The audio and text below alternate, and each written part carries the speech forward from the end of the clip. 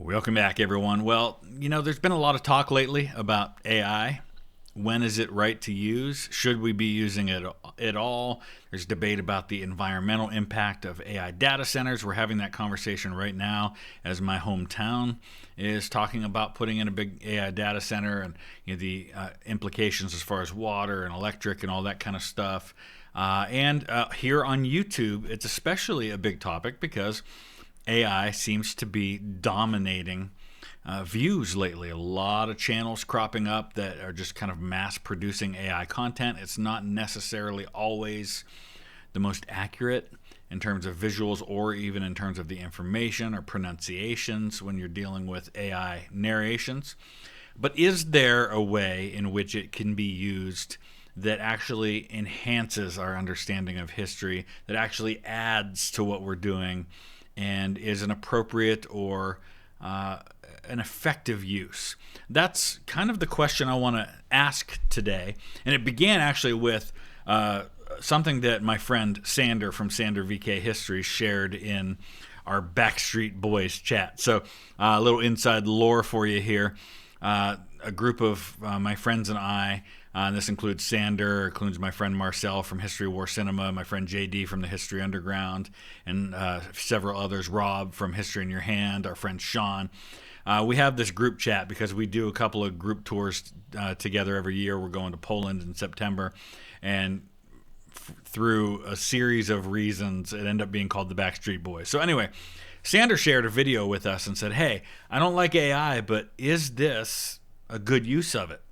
And he shared a video from this channel called Chloe versus History. Now, my hunch is that Chloe doesn't really exist. My hunch is Chloe is just kind of the AI avatar for this channel. And it's only got 2 long-form videos, a bunch of shorts, like 25 shorts. But it's blown up. And this long-form video we're going to look at today, which is I Time Traveled to the Titanic in 1912 vlog, has 1.4 million views in 2 weeks. And so it's going to be an interesting look at this idea of, is this necessarily the way to properly use AI, or is this a step in the right direction? Is this better than a lot of what we call the AI slop that's out there? So that's what we're going to look at today. I'll put the link down in the description. Chloe versus History has 139,000 subscribers. There's only 2 long-form videos. The other one is Walking Around Rome. So let's dive in, and I'll try to break it down. We'll see if we catch anything. The Titanic's a subject I know a fair bit about, and we'll see if we catch anything that's off or not correct, and understanding that when you're using AI, it's not going to be perfect. There are going to be mistakes. There's going to be little things it gets wrong, but we'll see what we think. Hey, before we dive into this video, quick shout out to Remington in Elkmont, Alabama. Thank you so much for your support on Patreon, Remington. And just a reminder that we do still have 1 spot available in Scotland and a bunch of spots available for our Western Front tour in October. You can check those out in the links below. I'm currently working on 2027 trips. Got some exciting stuff we're working on, but that's a story for another day. Okay, so that is the RMS Titanic. This is Southampton docks on April 10th, 1912, and of course, now one of the first things we catch here is that it's all like it looks like it's reversed for some reason. That might just be an editing issue with the person who made the video. Maybe they just didn't put it right, because you see Titanic and it looks like it's spelled right. It's just backwards. And I'm not entirely sure which way it would have had to go out of the docks. Holding a 3rd class ticket, which cost me roughly the equivalent of $500 in today's money. Obviously, I am going to try to get into 1st class anyway. For now, 3rd class. Here we go. So here's what I like there. They included some really helpful historical context, which is I got a 3rd class ticket. And when people hear 3rd class, they think cheap, they think bad. But on Titanic, 3rd class was still pretty nice by the standards, especially of the day. And it still set you back a pretty penny. $500 in today's money for an Atlantic crossing. That's fairly cheap, but it's a good bit amount of money. In this episode, I used real historical illustrations and photographs of the Titanic in the public domain to turn them into photorealistic worlds.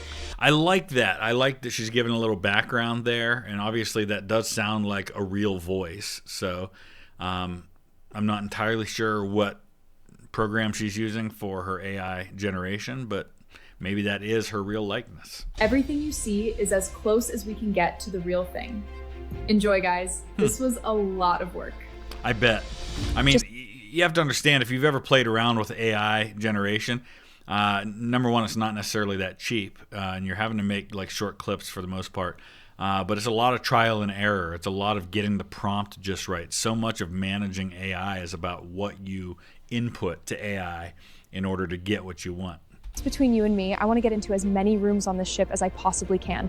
First class, the dining rooms, the grand staircase, all of it. I also want to try to talk to the captain about the iceberg.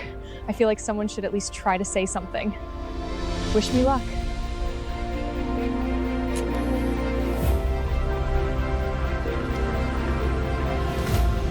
Yeah, so one of the things that AI still struggles with is like details like text, right? So, it's backwards on the one side, and then you see here that it just flat out spells it wrong on both sides. In this case, it is. Those are the kinds of details I think that are going to come. And AI has come a long way in the last few months, right? I mean, a year from now, who knows where it's going to be? It's probably going to be a whole lot better still. But the visuals themselves look pretty dang good, pretty realistic. He just grabbed my hand. I don't know what he's looking for. Is something wrong with my hand? Health check, madam. Apparently, the class division has already started. I just watched all the first class passengers over there walk straight on. At least this isn't the worst thing in the world that happened, right? I mean, it seems like you think, oh man, that's such discrimination that they make the third class passengers go through a health check. But understanding the context of the day, at least they're doing that, right? I mean, you're going onto a confined space for a week or more, crossing the Atlantic with 2,000 people. It's a fair thing to make sure people are healthy before they board. I passed. Okay, so I was expecting, I don't know, ropes and barrels, but this is a corridor, a proper corridor with electric lighting on a ship.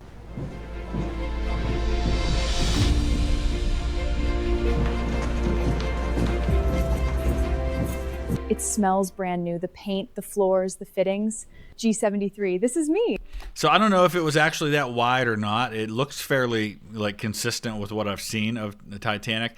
But modern cruise ships, the hallways, even in the upper decks, are not nearly that wide. Oh, this is actually not bad? Yeah, I mean, like I said earlier, you think of third class and you think dingy, gross, rats running around. Yeah, they were down near the bottom of the ship, so they called it steerage. It was some of that, but it still was pretty nice. Clean You're sheets, just actual clean sheets. sharing with 3 other people. Running water. I've stayed in worse Airbnbs. All right, let's test the beds out. Kind of firm. I mean, it's better than what an enlisted man has on a Navy ship, right? All right. So being 5'10" is a problem. Were people just short back in these times? Shorter. Like, genuinely, who was this bed designed for? So I just asked someone where the toilets were, and they said they were near the poop deck at the back of the ship. I hope it's not what it sounds like. It's not, but yeah, that's one thing. You don't have your own private account. I mean, it's kind of like being in a hostel, right? Okay, so I found the toilet, so all good, but I've come up to the poop deck, as apparently we are about to leave. Oh my god, So one thing I will say, typically the lifeboats, I want to pull up a picture of this because I want to make sure we get it right. Okay, so I just went and looked. I wanted to double check. I thought I was right about this. The lifeboats wouldn't have been hanging over the edge like this. They actually would have been on the decks. And so, they had these metal kind of things that hang over that would allow them to kind of move the lifeboats into a position where they're hanging over the side, and then people would board and they would lower them down. But it's one of the reasons why they didn't have enough lifeboats on the ship for everyone. I mean, there were other reasons, like the fact that it was never intended that lifeboats would be able to hold everybody, because the idea was that you are transferring people to another ship, a rescue ship that's in the same shipping lane, before it could sink. Titanic was never thought of by the designers as completely unsinkable. It's just that it had enough safety features that they figured if it was in a scenario where it could sink, it would sink slowly enough they'd have time to rescue.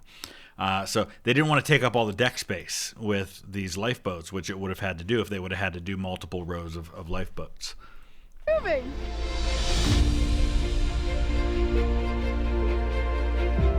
Now, compared to a modern cruise ship, Titanic was tiny, but at the time it was massive. It was the largest thing ever constructed at that point, largest moving object. Anyway.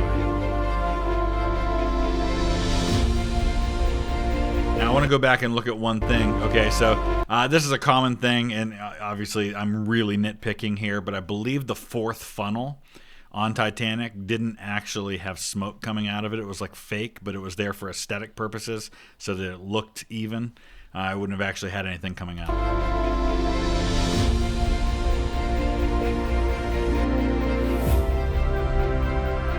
So what are you planning to do when you get to New York? We've got family in Brooklyn already. My uncle has a job lined up for me at the docks. We're going to get married, find a place of our own. Fresh start. So this is a pretty common thing. That it's interesting if you look at Ellis Island records, when people came as immigrants, one of the questions they were always asked was like, "Do you have relatives already in the States?" Or who is the person that you're like where are you going when you get here? What is your connection? It was assumed that people didn't just typically show up without some connection, though eventually, obviously, a lot of people had to show up with no connections. But very often there were relatives already there who were writing back and saying, "Hey, there's jobs here. Hey, you're a coal miner. We got lots of coal mining jobs. Come take a job here. You can stay with me till you get on your feet." That was a common thing people were doing. You? What's the plan? Minnesota. My brother has a farm. I will work the land. Okay, so it is lunchtime and I am starving. I'm heading to the dining room to see what we've got. Also, I've heard there is going to be entertainment tonight in the common room. Someone has a fiddle. Apparently someone else has brought an accordion, and it is probably going to be absolutely chaotic in the best possible way. But in first, the best possible food. way. I like that. If you've seen the movie Titanic, you see how they show the difference between the entertainment in first class and third class. Third class parties, way better. This isn't bad at all. It really was quite nice, by the standards of anything that somebody would have been used to. I like the music here. All right, so I have the actual menu for today. This is cool because that does look like the actual, like if you Google a third class menu from Titanic, and again, you've got the typical spelling issues that exist with AI to this day, like Birakfast, stuff like that. For Some of these starters, aren't we even have- real words. Some of it looks okay, though. Have rice soup. Rice soup? I'm sure that's just a creative way of saying rice with water. And then we have roast beef, followed by plum pudding. That sounds like a bit of me. I mean, not bad for a third class menu. No, it's not bad at all. soup. Let's try you out. I mean, it doesn't look terrible, and it was very filling and probably decently nutritious. It's literally just rice and warm water. Yep. Okay. The bread dipped in the soup, that's the move. Okay, now we're talking. Nice. Looks really good to me. Oh, that's really good. So little details like that, I love that. That kind of sells it for me. So far, my impressions are, and you guys are free to disagree with me because I know some of you, and my kids are included in this, like any use of AI is like no use of AI under any circumstances. But the bottom line is we have to accept that AI is a part of our lives now. It's about how do we use it responsibly, how do we use it well, how do we rein it in when necessary, and like everything else in life, how do we integrate it into our lives in such a way that it enhances things without taking over, without ruining things. And I think there is a place for AI, and I like the direction of this. It's not, putting itself out there as being something it's not, right? Like we all know this is AI. Nobody's under any questions about whether it's real or not.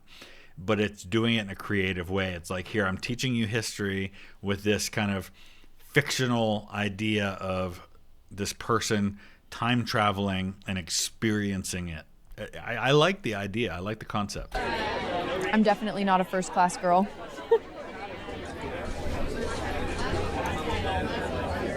Okay, that is really good. It's dense and warm, and it tastes like Christmas.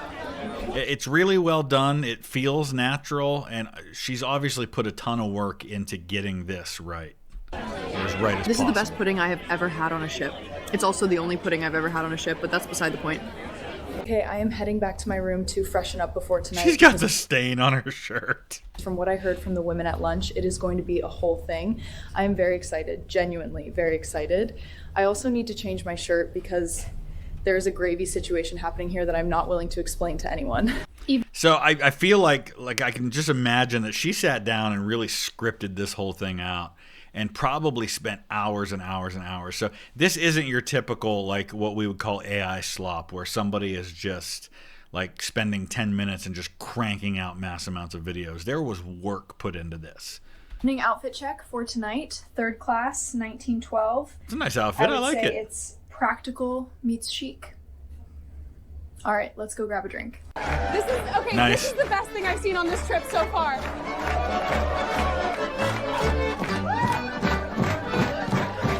I don't know what I'm doing, but nobody seems to care, and I think that's the whole point.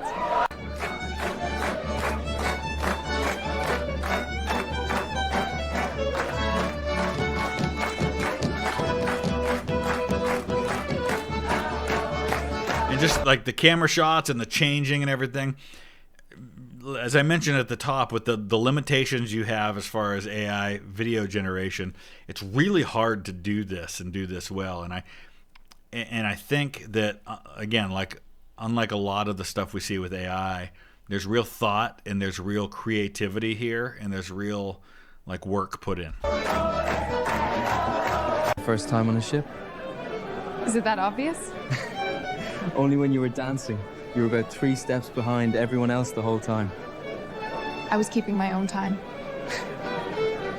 Is that what they call it in America?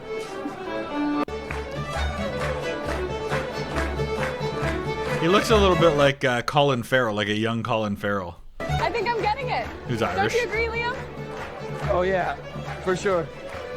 Hey, I need to tell you something. What do you need to tell me? Come outside for a second. So I'm getting the impression that there's a little inspiration from Titanic here, the movie Titanic. And I feel like she's setting us up to get to know and like this guy, and then he's going to get killed off at the end. Which, kudos to her if she's thought this through, because, again, it's creating kind of an emotional tie to all of this. Sure. All right, confession. I'm a time traveler from the year 2026, and I'm showing my viewers a tour of the Titanic. You're a time traveler? Yeah, and I need a way of getting into first class. Any ideas? So there's a gate on E deck, separates third from the upper classes. There's a steward who stands near it most of the day, but every evening around this time he disappears. 20, maybe 30 minutes. And the gate? Unlocked. We have to go right now. Okay, we need to move. We've got about 15 minutes before the steward comes back. Chloe, you should change first. You can't be wearing that in first class. Good point. Oh, man. Don't ask how I just changed into this in 5 minutes. Did you steal it? I'm sure I've torn something, but I don't have time to check. Let's go. Love it. Just 2 people. What about walking him? down a Is he not going to change for first class? corridor, completely normally. I think I see the gate. Don't run. I'm not gonna run. Okay. We made it. You just met him. Good luck, Liam. And thank you. Good luck. Oh, Go man, on, that's like the kiss of death. This guy's totally going to die in the sinking. The carpet, it's so thick. You can't hear my footsteps. Everything in third class is painted. This is real wood. Oh my gosh, I think I just got a glimpse of the grand staircase. That's really well done. I mean, that looks so much like what you see in the movie Titanic. It's impressive. I mean, think about how much time and money they put into that very scene in the movie, and now how quickly and easily we can do that.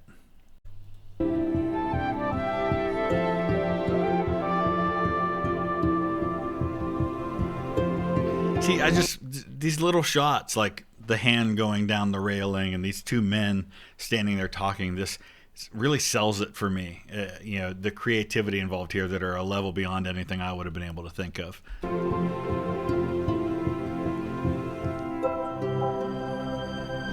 Oh my God. This is on a ship. This is on a moving ship in the middle of the ocean. I have been sleeping on a bunk bed that is too short for me and eating rice soup, and this exists on the same boat. I feel like there's a specific way you're supposed to walk up these stairs when you're in first class, like a glide. You're supposed to glide. That looks a lot like the dress that Rose wears at one point in Titanic. Am I remembering that wrong? I'm not going to take the time to go look, but I feel like I saw that specific dress and even maybe that specific kind of hairstyle like from Rose. A glide. You're supposed to glide. Huh. I think I'm gliding. Excuse me, hi, I'm documenting the voyage. What do you think of the ship so far? It is a fine vessel. And how are you finding the crossing so far?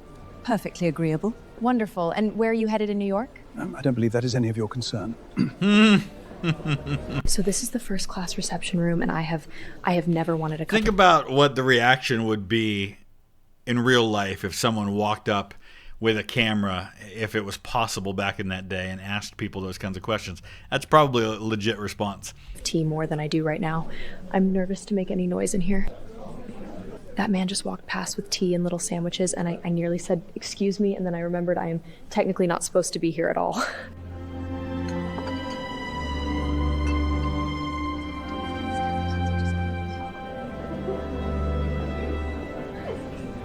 This is the largest room on the ship, and they are currently serving an 11-course dinner in it.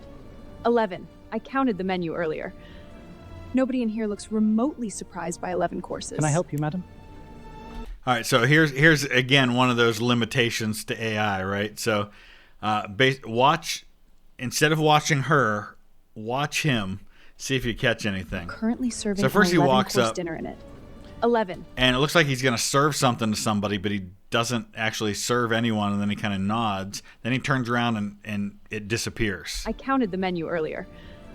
Nobody in here looks remotely surprised by 11 courses. Can I help you, madam? Just looking. So I found the first class smoking room, and sadly I cannot go in. It was exclusively male. The room is incredible. It's all dark mahogany and stained glass and leather armchairs. It looks like the most expensive library you've ever seen, except everyone is gambling in it. Such a beautiful night out here on the promenade deck. Cold, very cold, but beautiful. I've been aboard this ship for 3 nights now. Tomorrow is April 14th, the day of the sinking. I need to warn the captain in the morning, first thing. No pressure, Chloe. Right, because it's not like he was already being warned about the icebergs, which he was. So ships tend to follow shipping lanes. It's kind of like today where if you look at airlines crossing the Atlantic, they tend to follow certain paths, right? Ships did the same thing. There were certain channels, certain lanes that they went in. And so the Titanic was following basically on the same highway that other people were using. And so they're radioing back because you now have wireless communication. They called it the wireless, the Marconi, and because Marconi invented it. And so they're transmitting messages back and warning them about the icebergs. But what's also happening is that you have a lot of first-class passengers who are paying big bucks to have messages communicated now that they're getting close, because they're coming alongside the Canadian shoreline. They're not too far off the coast at this point after crossing the open Atlantic. So a lot of messages are being sent forward to get messages to New York for people who are waiting and that kind of stuff. I did not want this day to come. I knew it was going to. Obviously I knew, but lying here this morning, I kept thinking about everyone I've met on this ship. It's gonna be a long day. I do have a plan. I heard this morning that Captain Smith is attending a dinner party tonight in a private first-class restaurant. This is my best chance. My only real chance. For now, though, I'm gonna sneak into first class again, find a book, just blend in, act normal. I am back in the dress. It is beautiful, but it is absolutely impractical. I also cannot walk at any kind of speed in this without something happening. The hat Yeah, but you're not intended to walk at any kind of speed. You're supposed to be elegant and ladylike and walk very slow and uncomfortably. is a liability, but it works. So I've been sat here in the Cafe Parisien for hours just going over what I'm going to say to him. I'm thinking, Captain Smith, I have very credible information that there is a significant iceberg risk tonight, and I strongly urge you to reduce speed after dark. So if he didn't listen to other ships that were sending him such messages, some random chick's really going to convince him, right? That's good. That's reasonable. That doesn't make me sound insane. Okay, so the dinner started at around 7. It is now just before 9. Captain Smith typically leaves around 9 to return to the bridge. I am going to wait right here until he comes out. I feel like the best scenario, and I'm really getting off base here, in this situation would be to go out and where the guys are up in the crow's nest watching, just maybe 30 seconds before they spot the iceberg, start shouting, "There's an iceberg," get their attention. Maybe they spot it a little bit sooner and give them enough time to turn. Just so you know, this dress weighs approximately 40 pounds. Captain Smith, that. I'm so sorry. I just need a moment of your time. I have strong reason to believe that tonight there will be ice, like loads of ice, and I really think you need to slow down, sir. We have received several ice warnings today, madam, and I can assure you our officers are monitoring the situation. Right, that's exactly how he would respond in that situation. Of course he didn't listen. I don't blame him. I'm a stranger who stopped him in a corridor and told him his ship was going to hit an iceberg. But I tried. So a couple of things about that night. It was really, really calm, which meant that the water was very flat. And if the water's flat and it's a dark night and you're trying to spot an object out in the black of the ocean without massive headlights, in front of you, what you're looking for is water splashing up and kind of causing those white crests of waves against the bottom of an iceberg. And so you're just not getting much of that. It is so dark out here tonight. No moon at all. Right, there was no moon. Just complete darkness, and it's literally freezing. It was very cold. The water was 28 degrees. You might ask, well, how's the water lower than freezing? Well, because it has salt content in it, it freezes at a different temperature. So it was below what we would call freezing temperature. It is 11:38 p.m. 2 minutes. So the crow's nest would have been a lot higher. I don't think that's exactly. So this is, just one of those little nitpicky things where it doesn't look exactly like it would have in the actual Titanic. I've been standing here for about 20 minutes just waiting, watching. They can't see it yet. It's out there right now in that darkness, coming toward us. Not over to the God, left. It's not. It'd be right out in front of you. They've seen it. The helm is turning. And agonizingly. So a ship that's moving, say, 20 knots or so, like the Titanic was. I'm not sure exactly how fast it was going at that moment. But the actual order that would have been given was hard to starboard. Now, that doesn't sound necessarily right because starboard is to the right. So it almost sounds like you're telling them to turn right. But hard to starboard was actually the correct order at that time because of the type of control that they used. And then they eventually reversed the engines, and then Murdoch, who was the guy who was the first officer who was in charge at that time, says he then tried to port around it, which means that then first they're starting to turn left to get around it, and then they swing back to the right to try and swing the rear of the ship away from it so he doesn't damage the propellers.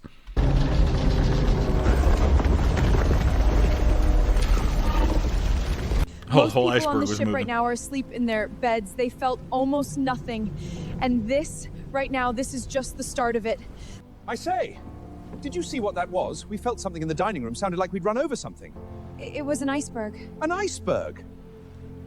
Well, I'm sure it's nothing serious. These things are built to handle a bit of ice. I'm going back inside. Far too cold out here. I do apologize for disturbing you, sir. Captain's orders, if you could put on your life jacket and make your way to the boat deck at your convenience. My life jacket? What on earth for? So think about this. You have people that are on this massive ship. They've felt next to nothing. They're being told to go out onto the deck after midnight when it's freezing cold outside. There's all kinds of reasons why people would not be eager to do any of that. They probably felt perfectly safe. In hindsight, it's easy for us to judge that, but I think it was perfectly reasonable for people to assume that, I shouldn't be in a hurry to go out there and freeze my tail off. If you could put on your life jacket and make your way to the boat deck at your convenience. My life jacket? What on earth for? Purely a precaution, sir. They are keeping everyone calm, not telling them what is actually happening. They have about 2 hours. That lifeboat, it holds 65 people. There were maybe 28 in it. Yeah, early on, they're not putting a lot of people in the lifeboats because it's a catch-22. If you want to keep there from being a panic, you're kind of downplaying the reality of the situation. And early on, it's not real obvious how quickly the boat is sinking because a lot of it happens very late. The nature of how it sank was that the water had to flow up to above the watertight bulkheads, like up around E deck, and then it would flow over into the next one. And so initially it's going down really slowly, and then at the end it's going to happen really fast. And then you're going to have panic. Then you're going to have people swamping the boats. People won't get in. They genuinely believe standing on this deck is safer than getting into that boat. I cannot watch this. It's just... Now, I don't think you had a brass band with like saxophones and trumpets and stuff. You had a string band that was out there led by Wallace Hartley, violin, cello, bass, that kind of thing. So heartbreaking. You can't pretend anymore. An hour ago, people were standing out here in their dressing gowns thinking... Now, this is one of the ones that, is not real great here because you see her standing at the very front. You see the ship still moving. Well, they ordered a full stop almost immediately when this happened. So the ship was not moving an hour after it hit the iceberg. And an hour after it hit the iceberg, the front, because the holes, and it wasn't just one long gash, it was a series of punctures along the right side of the ship. It was kind of going down front and to the right. This was an inconvenience, a precaution. Nobody is pretending now.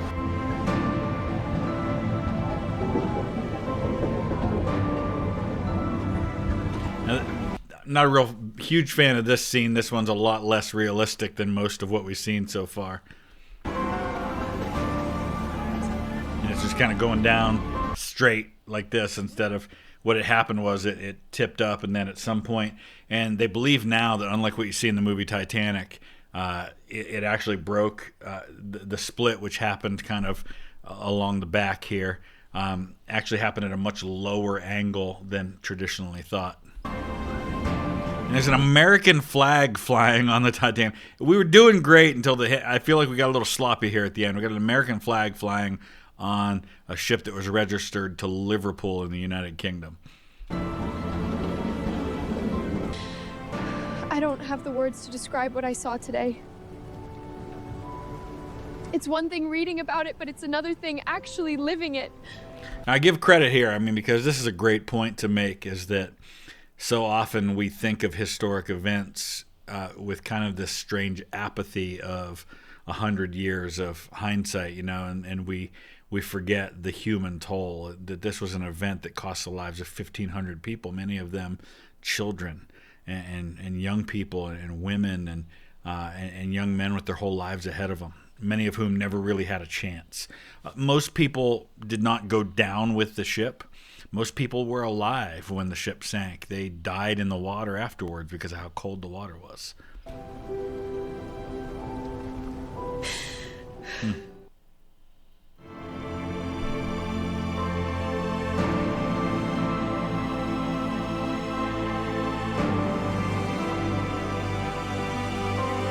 Well, Liam is based on a real third-class passenger named Liam Fitzpatrick, a survivor of the Titanic. Okay, that's really cool.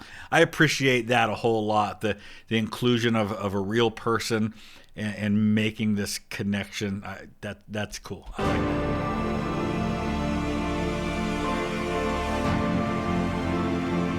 He helped with the rescue before jumping into the sea, swimming in the icy water until he managed to pull himself up. Yeah, so there was a couple of collapsible boats that were in the water floating, and there were survivors on some of those boats. Interesting.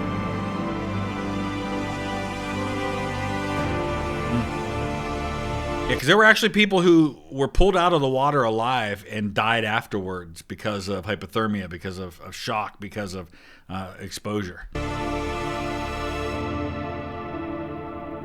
Wow, he lived until July of '64 in Leeds, Northern England.